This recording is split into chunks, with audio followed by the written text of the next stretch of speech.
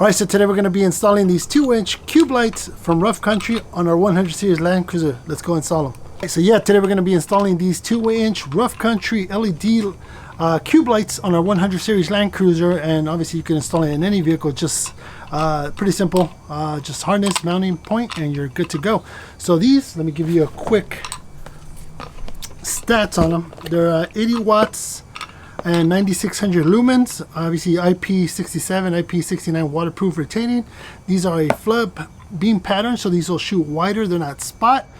These contain four 10 watt Osram LEDs, indirect reflector design, so die-cast aluminum housing. So I'm looking really forward to have these installed. We had the previous 2-inch Rough Country LEDs with the DRL. Those worked amazing. Those were more of a spot. These are the new design, flush, borderless, new Osram LED, indirect LED, so they shoot down.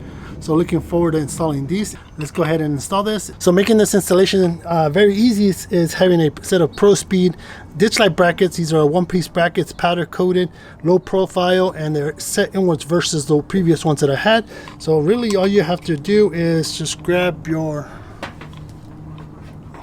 bolt that comes in your kit, mount your light like this, and then all you have to do is put your nylon locking nut underneath.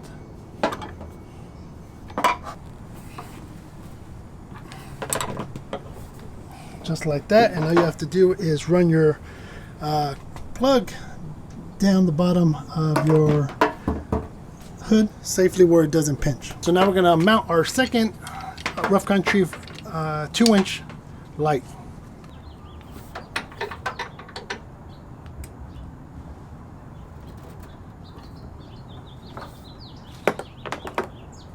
Now that we mounted our 2-inch Rough Country LED cube lights, now we're going to go ahead and run our wire down into our engine bay and then connect it to our switch panel, and that should be completing our installation. So let's go ahead and run this wire down behind the hood. Here you go. So here's this side. Obviously this has the snorkel, so it makes it a little bit more difficult, but I ran it behind this by the fender, so behind the hinge. I know a lot of people have issues, having to run it or where to run it, but if you run it and be behind the fender or in the fender, this is what you'll get right.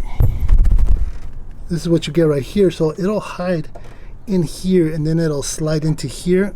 And I've had a set of lights here before, so it'll just sit here. So this bracket actually won't even mess with it at all. So it won't even sit on it because the bracket itself doesn't sit flat onto this bracket. It does. I think it might tap right here, but it stays clear from this harness. Same thing here. Ran it behind the fender and then ran it in here. Yeah, ran it inside the fender, and then it comes out from the fender and it drops into here. So all we have to do now is connect our connector to our power and ground and to our light switch. Your next step is to connect your provided harness to directly to power and ground or direct battery or any other battery source that you might have in your vehicle. But in this case we have a power switch, so don't really need the switch that is provided in this kit. I hate having to cut a harness just because it's I mean, these things are 20 bucks up to 50 bucks or 80 bucks depending on the brand, right? So yeah, I mean, I don't know where I left the rest of the wiring, my extra wiring, or what you could do as well is just get some of these pigtails right here so you don't have to cut this harness and having not to use a switch. I mean, you could always use the switch and do your own harness down the line. This is a fusible harness, so if you weren't using this, you could plug it directly to your battery's power and ground and run your switch inside your vehicle and you're all set. But by using a switch panel, it allows you to keep everything organized inside your engine bay instead of having to run a bunch of switches inside your engine bay and take up all the space in the rubber grommet in the firewall. So today we're just going to go ahead and unfortunately cut this wire harness, and we're just going to run the plug from there and this plug here into this box, power and ground, and we should be good to go. All we're gonna really need is these two pigtails right here. Aside from that, I won't be needing a relay because this has a built-in relays in each switch. So all we need is really your ground, the ground and power from, well, to connect this from there to there and this to here, and then just get that distance and cut it and then put it in here, and we should be all set. But again, if you didn't have a switch box, you could just plug this right in. It has a built-in relay and a fuse, so you'll be all set to go. But let's start cutting. If you're planning to do a bunch of lights, off-road lights, I recommend to invest in a Voswitch panel like this. This is a 12 gang. 12 gang meaning there's 12 channels. This is plenty for anything really. Like most of the companies sell 4 and 6. Typically I probably see more 6 than anything, but I would probably say, you know, invest in one of these because this makes your life a lot easier instead of running a bunch of wires into your cabin. So here our power will go into this one of these switches here, so you have to pick and choose which channel or which switch you'll have in your dash or in your overhead console in my case. And then you'll ground it to the bus bar over here on the side, and this is your ground bus. So I'm gonna go ahead and pick, see which channel I want it on, and then grab both of my powers and run both powers to this right here, and then run both grounds to the bus right here. Or power wire and strip it. Give us enough to use, and then this is one, and we're gonna combine, because we're running one switch, we're gonna combine 2 to 1.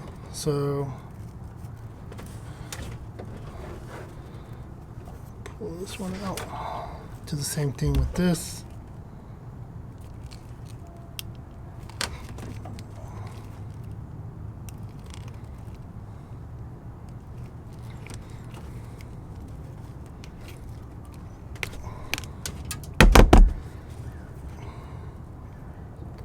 And then SwitchVos gave us plenty of these connectors so that we could put it in here. And what we're going to do is run our powers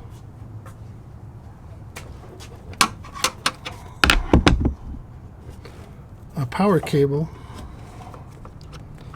through here and through one of these rubber grommets.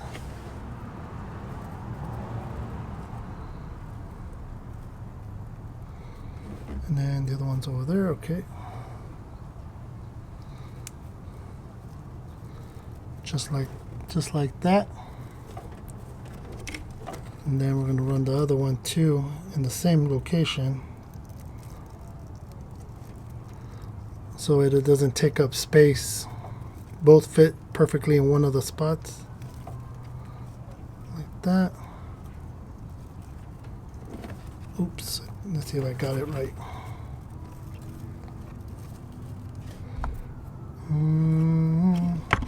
I was supposed to put this in first, so you gotta do it again. So run this part first, like this, and then run the second one.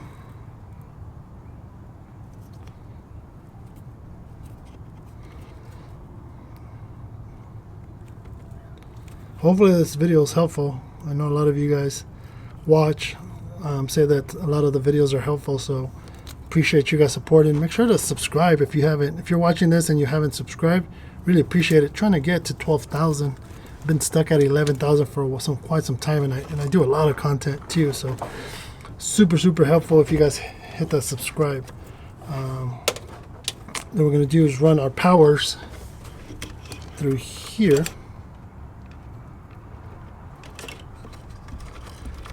like this, and then what we're going to do is we're going to crimp them together.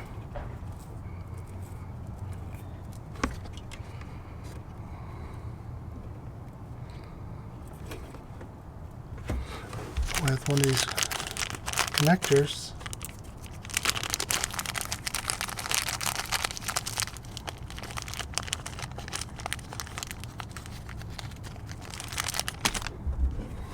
and then put it on our crimper.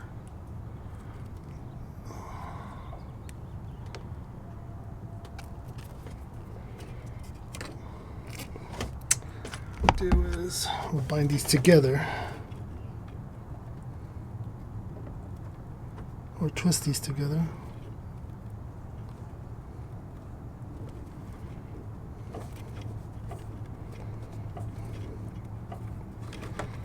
Just like that, and then grab our connector right here.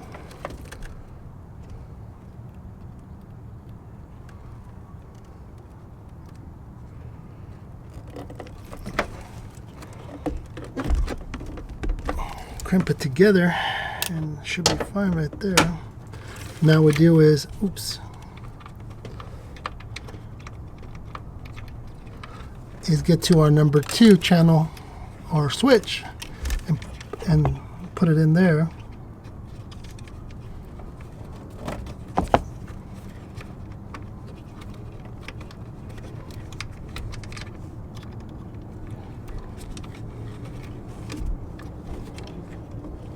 Sorry if I'm blocking you guys.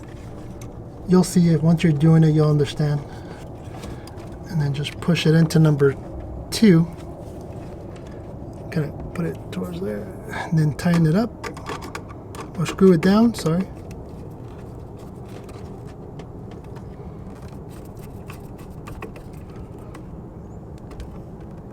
Not too tight. It's plastic. Then we're going to run this rubber grommet, and that puts everything into place.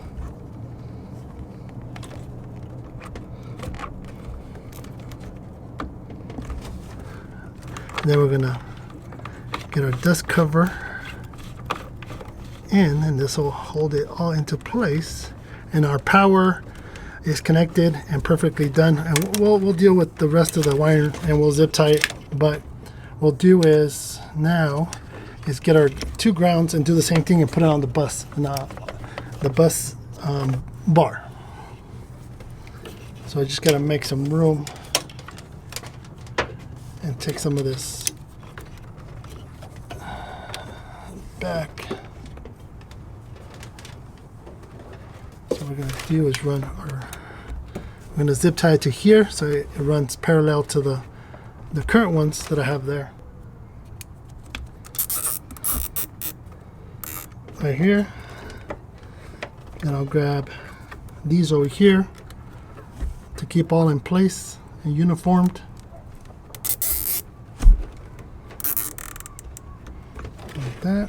You'll get the idea. So what I'll do is now I'm going to grab the 2 grounds and I'll strip these 2.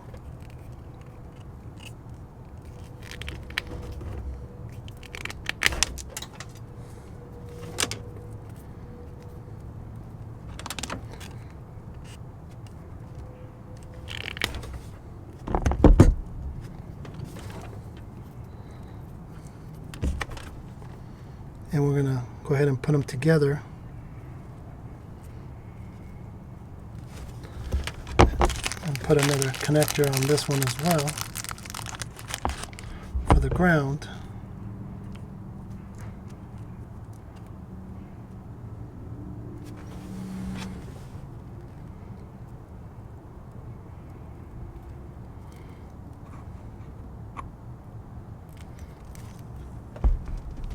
Just like that, and then we'll put our ground in one of these screws over here. Bend it a little bit.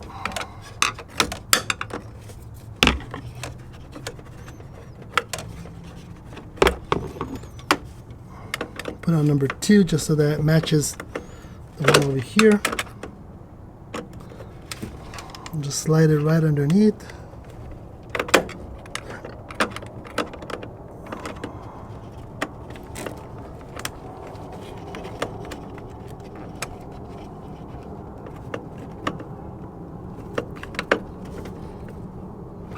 And we should all be set. All right, so I'm going to clean this up. You don't need this much. We could cut it down and cut down the ground and cut down the powers. But for the time being, I'm just going to go ahead and show you guys what these the lights look like and which switch button I put it on. So I'm just going to cover it back up. And this box has direct power to the battery, so I don't have to have the vehicle on. But you always have to remember to, you know, turn off your lights if you decide to do what I do. All right, let's get this stuff out of the way. Let's turn on the lights. We're going to turn our switch power on, and then we're going to turn on our cube lights, which is number 2, and they should turn on. All right, so there you have it. I'm gonna have to go take you guys on a test drive so you guys can see what the lights look like actually, but they're super bright. I like the technology. The LED shoots up into this reflector, and then the reflector shoots out the light. This is obviously a flood, so it shoots a lot wider than my previous ones. I mean, you could get it when you're out and about, or when you're out on the trail, you could, you know, adjust it accordingly to the trail. But these things shoot really wide, so I'm gonna probably shoot them a little further out this way so that I could get it off the hood and more into the dirt over here. But yeah, these things are bright. So what I'm gonna do is I'm gonna show you guys at night. I live in the city, so it's gonna be a little bit difficult to kind of get a feel for it. Things are bright, so let's go see what they look like in the dark. All right, so these are my headlights. Then I'm gonna turn on the cube lights.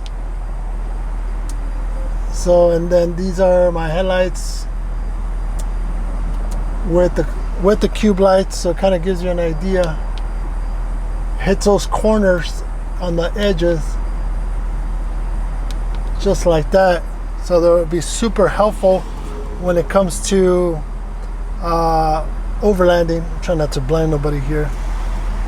I came to the industrial area and there's still a lot of people. So, all right, let me show you guys again. There you guys have the regular lights, and then I got the cube lights right there. So you can tell the difference. A lot better. Hopefully you guys enjoyed this installation on how to install a set of Rough Country Spectrum Series 2-inch cube lights on my 100 series, but also on your rig. Make sure you hit a subscribe and a thumbs up, and I'll catch you on the next one.